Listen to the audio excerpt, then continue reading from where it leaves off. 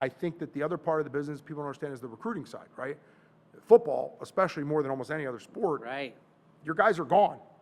Their career is over in 3, 5, 7, 9 years. You know, we have some veteran guys that it's hard for them to accept that they haven't gotten phone calls because they've aged out, right?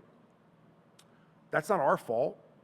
It's the sport's fault. What does it age out? What does that I mean, typical 30 look like? years to 35 years old, it's getting close to over. Wow. So like by the time you're 33, 34, 35, you're lucky if even one team considers you. Now, I'm not talking about quarterbacks Sure, or those guys, kickers right. or, you know. The Brady's at 42. Yeah, of right. course. And even he is him and Aaron Rodgers are the, true exceptions to the rule. Right. Maybe Russell Wilson, I think, is in his mid-30s, and some guys like that. You know, Joe Flacco, obviously, starting for the Browns and playing pretty well yesterday, even though, they lost. Yeah.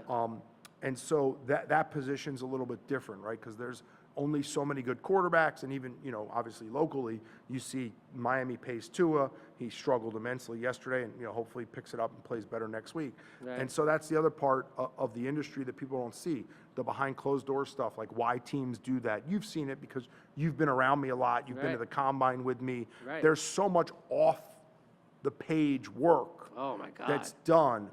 And I think that that's why it's essential that players have agents. And again, I'm not just saying this for me. There's a lot of really good agents out there in the football industry. Sure. But it's essential that the players understand how much behind the scenes goes on that they cannot be a part of. Like the conversations that you witnessed, the whole DeMarcus Lawrence, Dallas Cowboys stuff. Oh, yeah. Which is really, prevalent right now because of what happened with Micah Parsons getting traded. And I think yesterday he came out and said, the last 6 months were the worst 6 months of his life. And it was just a disgusting scenario that he got into, the he said, she said with Jerry and Steven and the organization. You were on the other side of it where, you saw DeMarcus get franchise tagged with me, us agree to play it out. Then the next year, because he hadn't really been healthy and successful for his Right. first 3 years in the NFL, he had back injuries and surgeries and stuff. And then you saw him play it out, and then them go, hey, we're going to franchise tag him again. And the animosity it created between me and the organization. Oh, yeah. I think at one point in time, Stephen Jones and I were, One of the kissing and hugging and punching each other at the same One time. of the fun, sitting on the Dallas Cowboy bus, by the way, which is in and of itself its own experience. Yeah, I mean, you've been You on the hang bus. around David Cannon, you're gonna have some experiences. Not a lot of people have been on the bus that Yeah. have their own podcast.